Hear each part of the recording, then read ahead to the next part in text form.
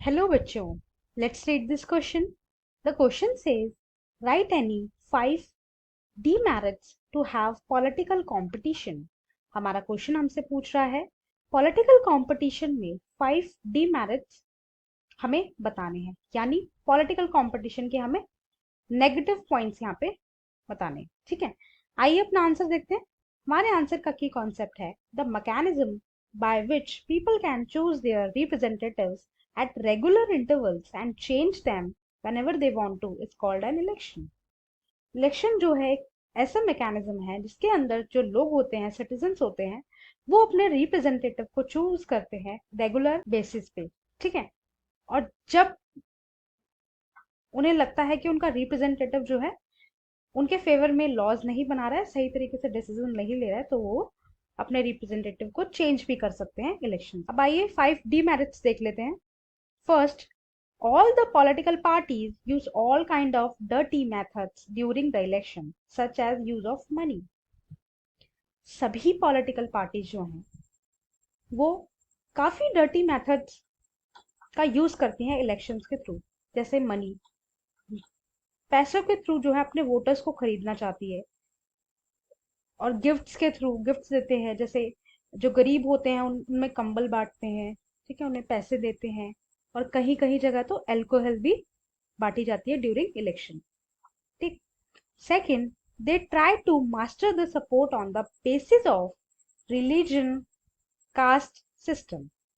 और बहुत सारी पॉलिटिकल पार्टीज ऐसी हैं जो इंडिया में रिलीजन एंड कास्ट सिस्टम को अपना वेपन बनाती है।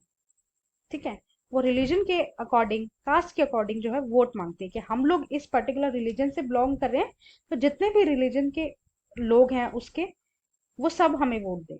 ठीक है, या उस कास्ट के लोग हैं वो हमें वोट दें। ठीक है, ये इंडिया में ये काफी मेजर इशू है, caste politics. Third, all the political parties do not have equal opportunities in the election in access to the resources.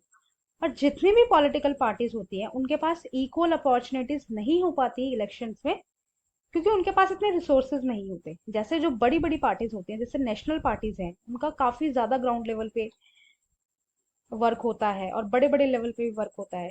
ठीक है, तो वो एबल होते हैं आराम से अपनी अपॉर्चुनिटीज को फुलफिल करने के लिए और अच्छे से जो है इलेक्शन कैंपेन्स करने के लिए। बट जो छोटी पार्टीज होती हैं, पॉलिटिकल पार्टीज, वो उनके पास इतनी फैसिलिटीज नहीं होती, ना इतने रिसोर्सेज होते, इस वजह से वो लोग थोड़ा पीछे रह जाते हैं। Fourth, most of the political leader are corrupt and election obtain a very little choice to ordinary people.